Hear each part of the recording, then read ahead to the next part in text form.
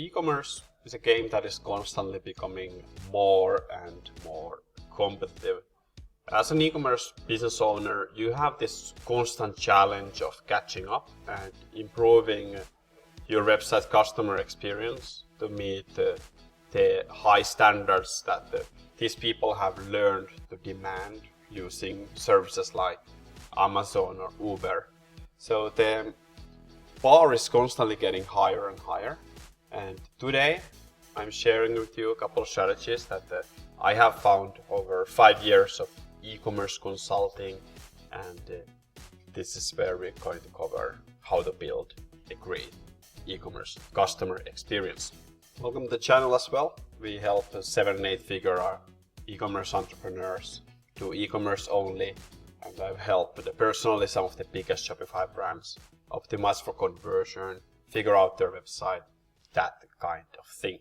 Now, the shopping experience has become more important as years have gone on. It used to be enough that you get your product delivered and that's a win.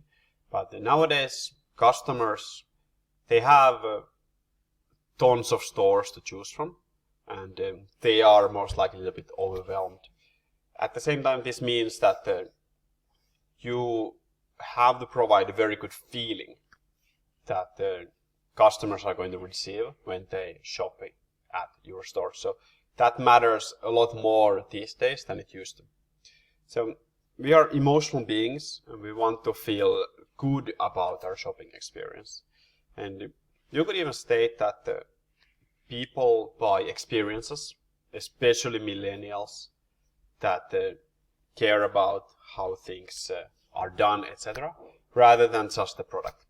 So this means that you're never just selling the product. You are also selling the experience. And providing a good shopping experience is about giving customers what they want, when they want it. And they mostly have been trained to want it fast and straightforward. So faster the better, etc. But after working in the field of e-commerce optimization for multiple years now, I have identified some useful ways to convert more of these visitors into sales and at the same time improve your customer visitor loyalty throughout your store. So now let's explore them. The first strategy here is personalize the experience for your visitor. So here you're looking to speak to them like a human being, one-to-one level, like you would to a friend. And this effectively increases your customers' affinity and loyalty toward your brand or store. Think of it in terms of you being a person rather than a company. But the personalization itself, the problem there is that it can be very expensive if you do it in an extensive way, but it can also be quite cheap.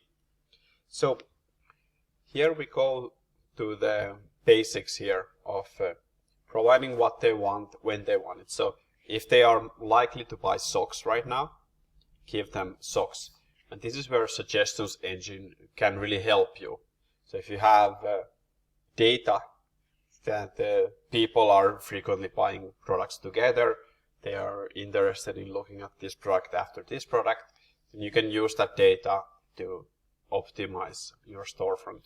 And the same works for email. For example, if you use Klaviyo, you're going to have personalization already built in the system, like with browse abandonment and recommendations based on things put together. So this is called behavior personalization, and you see this used by big brands that are seeking to engage more of their customers.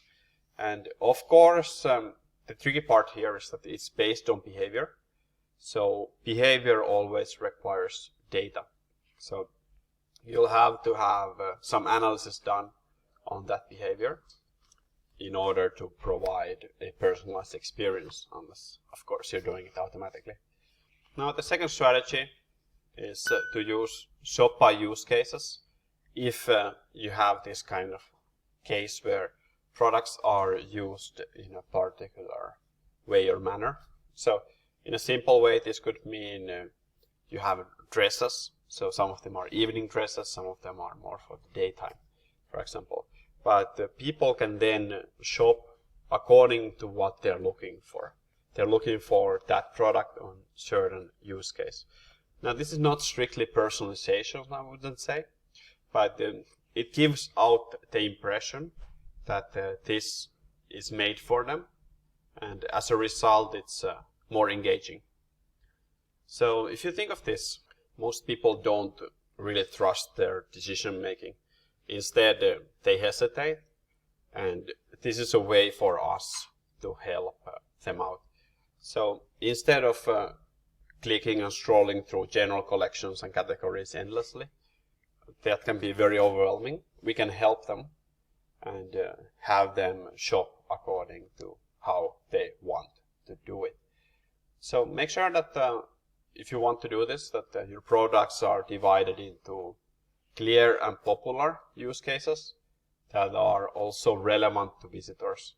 So they need to be, from their perspective, relevant, and not just something that you think would be the way that they're shopping.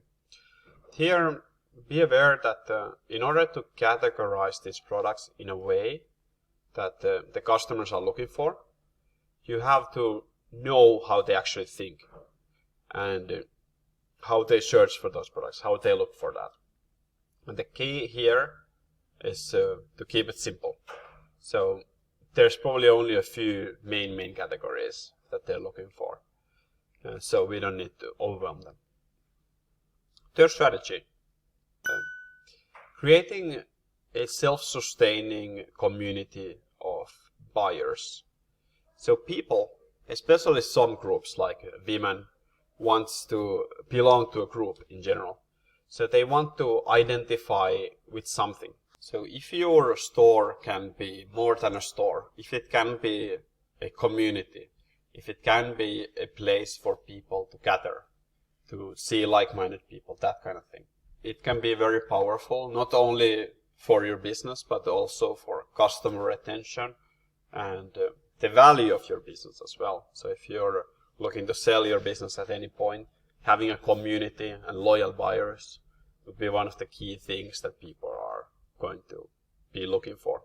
Very powerful to make people your advocates if you can do that. Now, this is just scratching the surface with a couple of quick tactics here, but there are way more ways to build an engaging customer experience for your customers. If you want to know more about these tips, subscribe and hit the notification bell as well to stay tuned in for more conversion optimization and e-commerce optimization tips. That's all we do on this channel. Like the video if you like it, helps the YouTube algorithm to provide more good content for you. Take care, have a good day, and I'll see you in the next one.